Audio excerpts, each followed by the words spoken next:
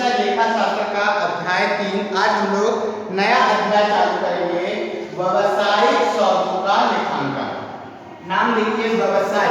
व्यवसायिक मतलब जो हम बिजनेस कर रहे हैं, जो हम व्यवसाय कर रहे हैं, व्यापार कर रहे हैं, उस व्यवसाय में जो भी हम सौदा करेंगे, सौदे से मतलब है यहाँ पर जो भी हम व्यवहार करेंगे, व्यवहार जैसे हम माल का क्रय करते हैं, माल का विक्रय करते हैं, माल को खरीदते बेचते हैं, माल के संबंध में हम कुछ भी खर्च करते हैं, माल से संबंधित हो या व्यापार से कुछ भी हम लेन देन करते हैं, चाहे वस्तु और सेवाओं का हो या पैसे का, किराया दिया, ब्याज प्राप्त किया, कमीशन दिया, ये सब व्यवहार सौदों के अंतर्गत आता है। तो व्यवसाय के जो भी सौदे होते हैं, उन सौदों को अपनी पुस्तकों में हम किस प्रकार दर्ज करते हैं, लेखांकन करते हैं, लिखते हैं, उसी के बारे में हम इस अध्याय में पढ़ेंगे कि व्यवसाय सौदों का लेखांकन अर्थात व्यवसाय में जो भी व्यवहार होते हैं, क्रय विक्रय, माल से संबंधित जो भी व्यवहार होते हैं, उसका हम किस प्रकार अपनी पुस्तकों में लेखांकन या लिखा जाता है। लेन देन का आरंभ, दो पक्षों के बीच होने वाले मुद्रा, माल, सेवा का आदान प्रदान को व्यवहार, लेन देन या सौदा कहा जाता है। मैंने बताया ना, सौदा मतलब होता है चाहे वस्तुओं, सेवाओं या पैसे का। लेन देन जो होगा, बेचते हैं, खरीदते हैं, देते हैं, मिलता है, ये सब हमारा सौदे के अंतर्गत आता है। व्यवसायिक सौदों में कई रूप होते हैं, जैसे माल खरीदना, बेचना, व्यय का भुगतान करना, दान देना, बैंक में जमा करना, बैंक से निकालना। इन नकद व्यवहार उधार हो सकते हैं। ऐसे व्यवहार जिसे मुद्रा या नकद अथवा बैंक के माध्यम से आदान प्रदान किया जाए उसे नकद व्यवहार कहा जाता है। और ऐसे व्यवहार मुद्रा में आदान प्रदान तत्काल नहीं होता। नकद मतलब क्या होगा, जैसे आप व्यवहार करे हो और तुरंत पैसा दे दियो तो वो नकद हो गया, लेकिन हम तुरंत उसको पैसा ना देके कुछ समय के बाद अगर हम उस पैसे का भुगतान करते हैं या हमको भुगतान मिलता है तो ऐसे व्यवहार को उधार बोला जाता है। ठीक, उसके बाद आता है लेखांकन का मूल प्रलेख। लेखांकन का मूल प्रलेख बोलता है लेखांकन व्यवसायिक सौदे के विवरण के सर्वप्रथम लिखने की प्रक्रिया है। यह कार्य मूल प्रलेख के आधार पर किया जाता है। इन प्रलेखों में लेन देन मतलब जो भी हम लेन देन करेंगे उसमें क्या होता है, उस लेन देन में सबसे पहले तिथि होती है, तिथि के साथ किन व्यवहार हुआ है उन व्यवहारों को लिखा जाता है, कौन कौन से लेन देन हमारे हुए हैं उन लेन देनों को लिखा जाता है संक्षिप्त रूप में। उसके बाद उसमें राशि का संबंधित राशि लिखी जाती है और उसके पक्षकार कौन कौन होते हैं इन पक्षकारों को लिखा जाता है। ये हमारा लेखांकन का प्रारूप होता है। ठीक है, प्रलेख होते हैं। उसके बाद आप लोगों को प्रलेख के बारे में बताया है, जमा पर्ची, नाम पर्ची, ये सब चीज बताया है। इसमें हम लोग व्यवसायिक सौदों में लेखांकन, एक लेखांकन सौदों के अर्थ को समझते हुए लेखांकन समीकरण का प्रयोग करेंगे। लेखांकन समीकरण का प्रयोग मतलब एक प्रकार का समीकरण। ठीक है, जैसे हम अपने व्यापार में, व्यवसाय में 3 प्रकार की मदों का ज्यादातर उपयोग करते हैं। इन्हीं मदों के माध्यम, इन्हीं मदों के आधार से हमारा व्यवसाय चलता है। तो समीकरण में क्या क्या चीजें आती हैं, तो पहला आता है संपत्तियां। ठीक, अब ये संपत्तियां कोई भी प्रकार की हो सकती है। ठीक, संपत्तियां चाहे वो चल संपत्ति हो, है ना, गैर चल संपत्ति हो या स्थायी संपत्ति हो, गैर स्थायी हो, या आपका क्या बोल सकते हो दृश्य हो, अदृश्य हो, जितनी भी संपत्ति, समस्त संपत्ति। दूसरा दायित्व। ठीक है, दायित्व हमारा जो व्यवसाय होता है, व्यापार होता है, वो बिना दायित्व के नहीं चलता, क्योंकि हर एक व्यवसाय में संभवतः ये होता है कि हम जितनी पूंजी लगाते हैं कम पूंजी में हमारा व्यवसाय नहीं चल सकता, इसलिए हमें बाह्य पक्षकारों से क्या लेना पड़ता है, ऐसा मांगना पड़ता है, अर्थात हमारे दायित्व बनाने पड़ते हैं। और एक होता है व्यवसाय की पूंजी। व्यवसाय की पूंजी अर्थात व्यवसाय का जो स्वामी होता है अपने द्वारा व्यवसाय के लिए पूंजी लगाता है। तो समीकरण में हमारी संपत्तियां, दायित्व और पूंजी इन सब का मिला जुला रूप हम अपने लेखांकन में किस प्रकार प्रयोग करते हैं इसके बारे में हम चर्चा करेंगे। तो बोलता है दो पक्षों के बीच होने वाली मुद्रा, माल, सेवा, आदान प्रदान, व्यवहार, लेनदेन को सौदा कहा जाता है। व्यापारिक सौदे के कई रूप हो सकते हैं। माल खरीदना, बेचना, व्यय का भुगतान करना, उधार और नकद दोनों हो सकते हैं। लेखांकन समीकरण का अर्थ, लेखांकन समीकरण जिसको हम बोलते हैं ये वाला।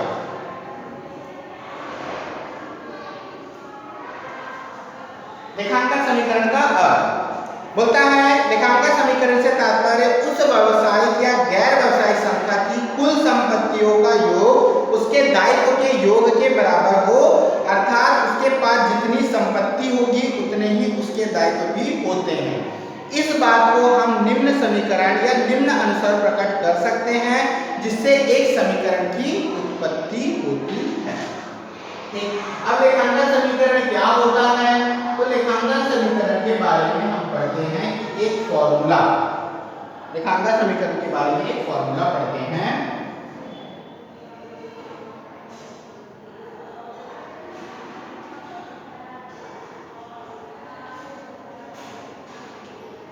इसका फॉर्मूला होता है जितनी हमारे व्यवसाय की संपत्तियां होगी उसके बराबर हमारे दायित्व होंगे, और दायित्व को हम लोग लिख सकते हैं दायित्व प्लस पूंजी।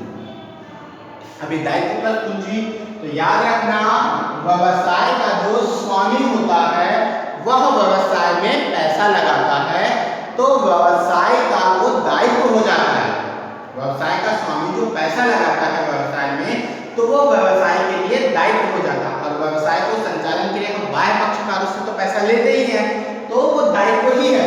लेकिन दायित्व प्लस पूंजी मतलब दायित्व में व्यवसाय के स्वामी का भी पूंजी सम्मिलित होता है। तो हमारा समीकरण क्या बनता है? संपत्ति बराबर दायित्व। लेकिन दायित्व को हम ऐसे लिख सकते हैं तो फॉर्मूला क्या बना? संपत्ति बराबर दायित्व प्लस पूंजी। इससे आपके दो तीन फॉर्मूला बन जाएंगे। संपत्ति बराबर दायित्व प्लस बता लेखांकन समीकरण को निम्नानुसार परिभाषित किया है। किसी व्यक्ति, संस्था, व्यवसायिक सौदे की कुल संपत्ति का प्रत्येक स्थिति में उसका कुल लेनदार के बीच तुल्य संबंध दर्शाए गए गणितीय अभिव्यक्ति को लेखांकन समीकरण कहते हैं। इस व्यवसाय में वस्तुएं जिन व्यवसाय के स्वामित्व की होती है संपत्ति कहलाती है। जिस व्यवसाय में जो स्वामी अपना पैसा लगाता है, जितना पैसा वह लगाएगा वह व्यवसाय के स्वामी की कुल संपत्ति होगी, किंतु वह वास्तविक में उसका दायित्व भी होगा। जैसे आप अपने व्यवसाय के लिए क्या लगाए हो? 10 लाख रुपए खर्चा करें। आप अपने व्यवसाय में 10 लाख रुपए, 10 लाख का संपत्ति सब खरीदे तो वो व्यवसाय की संपत्ति हो गई, किंतु वास्तव में देखा जाए तो वह व्यवसाय के लिए आपके पक्ष पर दायित्व हो जाता है। ठीक, उसके बाद और डिफाइन किया हुआ है ये सब चीज। तो ये आप लोगों को मैंने जो बताया लेखांकन समीकरण के बारे में, तो मैं इस फॉर्मूले को थोड़ा सा और डिटेल करता हूं, इसको आप देखेंगे। लेखांकन समीकरण का फॉर्मूला ठीक, अभी आप लोगों ने पढ़ा संपत्ति बराबर दायित्व प्लस पूंजी, ये आपका फॉर्मूला। अगर मैं बोलूं दायित्व निकालना है इसी फॉर्मूले से तो क्या हो जाएगा? दायित्व बराबर संपत्ति माइनस पूंजी, और यदि पूंजी ज्ञात करना है तो हो जाएगा संपत्ति माइनस दायित्व। क्लियर? तो ये आपका तीन फॉर्मूला बनता है। संपत्ति बराबर दायित्व प्लस पूंजी, ये फॉर्मूला को आप कंसेप्ट करेंगे। संपत्ति बराबर दायित्व प्लस पूंजी, ये आप लोगों का हमेशा चलेगा।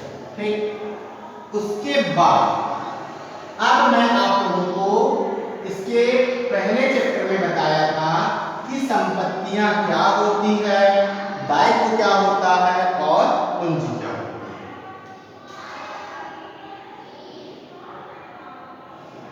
ठीक, संपत्तियां दो प्रकार की होती है, एक होता है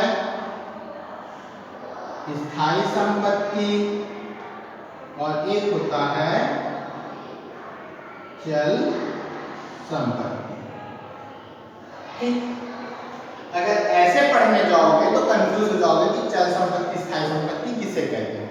तो इससे अच्छा आप लोग इसको याद रखो कि संपत्तियां क्या होती है। तो आप लोग ऐसे इसको याद करें, संपत्ति जैसे मशीन, रोकड़, माल, भवन, फर्नीचर, देना, ये सब आपकी संपत्तियों में आता है।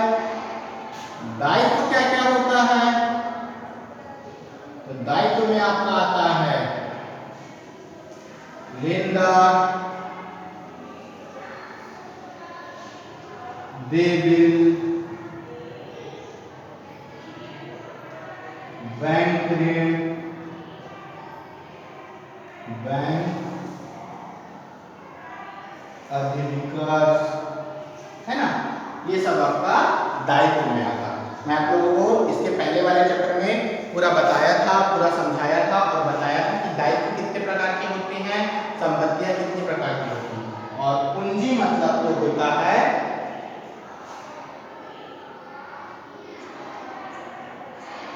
स्वामी द्वारा व्यापार में लगाया गया धन। क्लियर, व्यापार का जो स्वामी मालिक होगा वह व्यापार में जो भी पैसा लगाएगा, जो भी लगाएगा धन, उसी को हम क्या बोलेंगे, पूंजी। दायित्व में ये सब चीज शामिल होता है, मशीन में संपत्ति में ये सब चीज शामिल होता है। ठीक, क्लियर है ये। अब अगर मैं इस फॉर्मूले को, मैं सिर्फ फॉर्मूला समझा रहा हूं, अगर इस फॉर्मूले को मैं इस प्रकार लिखूं तो क्या गलत होगा बताना आपको।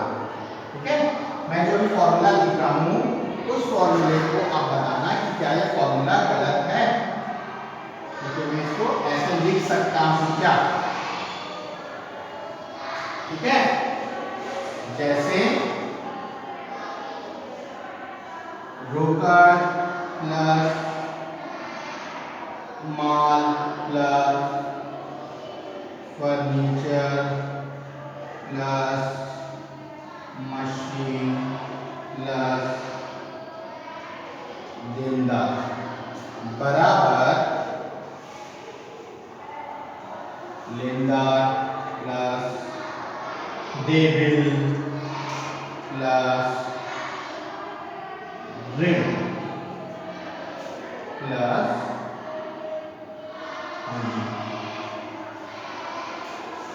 मैं क्या किया, संपत्ति को तोड़ दिया, क्योंकि इन सब का योग ही संपत्ति होगा, इन सब का योग ही दायित्व होगा और पूंजी तो पूंजी ही होता है।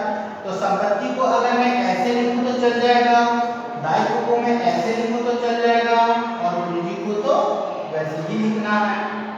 तो आपका फॉर्मूला अगर बोला जाए संपत्ति और दायित्व का डिफाइन तोड़ के फॉर्मूला बनाओ तो आप ऐसे भी बना सकते हो। इसमें और भी संपत्ति आती है, इसमें और भी दायित्व होते हैं।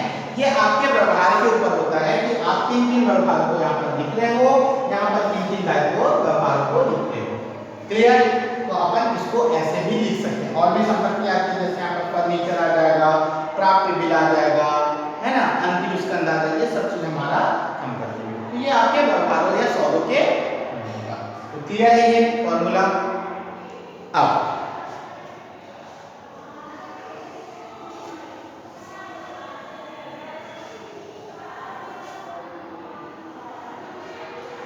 अब हमारा आता है सौदा।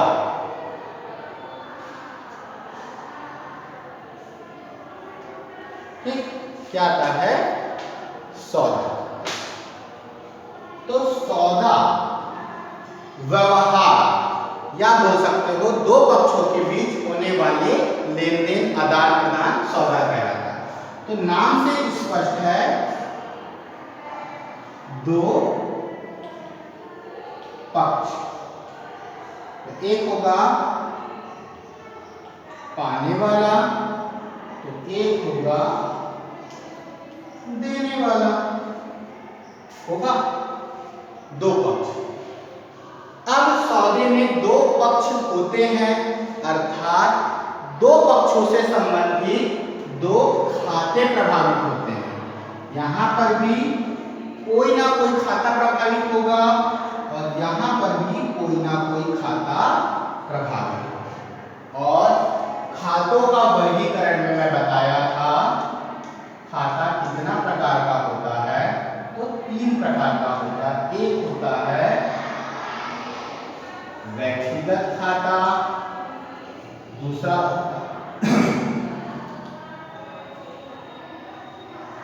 वास्तविक खाता और तीसरा होता है अवास्तविक खाता, जिसको हम लोग नाम मात्र खाता भी बोलते हैं। व्यक्तिगत खाता, वास्तविक खाता और अवास्तविक, जिसको हम नाम मात्र का खाता भी बोलते हैं।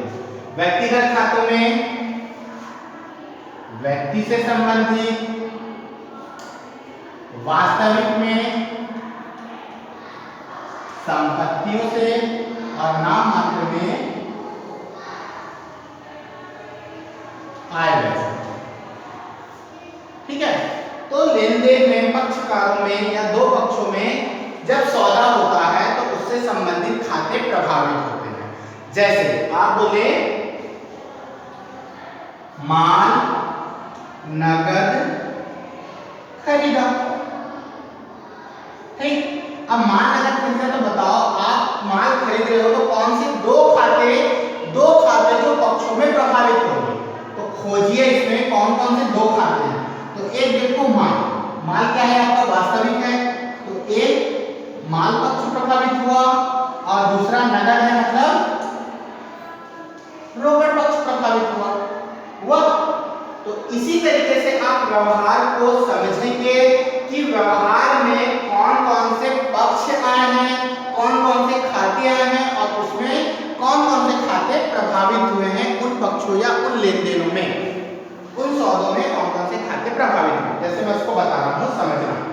एक उदाहरण के रूप में माल नगद खरीदा, आप अगर उससे किसी व्यक्ति से माल खरीदते हो, माल खरीदते मतलब आप 10,000 का माल खरीदते, तो आपके पास माल आ गया, माल आया मतलब आपके पास से माल बढ़ जाएगा, माल बढ़ा मतलब क्या हो गया, माल प्लस हो गया, ज्यादा हो गया। अब माल खरीदे हो तो माल खरीदने के एवज में उसके बदले आप क्या दिए हो, पैसा दिए हो, रोकड़ दिए, मतलब आपके पास से रोकड़ क्या हो गया, माइनस हो गया हुआ। तो ये एक पक्ष प्रभावित हुआ। सौदों में देखो खाते प्रभावित हुए, एक माल खाता और दूसरा रोकड़ खाता प्रभावित हुआ। माल कैसे प्रभावित हुआ, ज्यादा हो गया और रोकड़ हमारे पास कम हो गया। तो इसको आप याद करेंगे। मैं इसके पहले वाले चैप्टर में खातों से संबंधित खातों का वर्गीकरण में पढ़ाया था कि व्यक्तिगत खाते तीन प्रकार के खाते होते हैं। व्यक्तिगत खाते में एक होता है कृत्रिम, एक होता है वास्तविक और एक होता है प्रतिनिधित्व व्यक्तिगत खाता। या पढ़ेंगे वास्तविक में आपको बताया था संपत्तियों से संबंधित और अवास्तविक या नाम मात्र में पढ़ाया था आय व्यय लाभांश खाते से संबंधित। तो इसको आप ध्यान रखेंगे, क्लियर। उसके बाद जो भी सौदा मैं नेक्स्ट क्लास में पढ़ाऊंगा कि सौदे किस प्रकार किस खाते को प्रभावित करते हैं, किस सौदे में कौन सा पक्ष प्रभावित होता है और किस प्रकार प्रभावित होता है, मैं ऐसे समझाऊंगा। ऐसे समझाने के बाद इससे संबंधित प्रैक्टिकल क्वेश्चन अर्थात गणित के क्वेश्चन हम हल करेंगे। तो आप लोग इसको खाते के वर्गीकरण में लास्ट चैप्टर में पढ़ेंगे, पिछले चैप्टर में, कि खातों के वर्गीकरण में कौन कौन से खाते क्या हैं, किस प्रकार प्रभावित होते हैं और कैसे उन खातों को समझा जाए। मैं समझा चुका हूँ, आप पिछले वीडियो देख सकते हैं और उससे परिभाषा पढ़ सकते हैं। तो ये जो सौदे था, सौदे के बारे में और मैं नेक्स्ट क्लास में क्लियर कराऊंगा। तो जितना मैंने बताया था क्लियर है।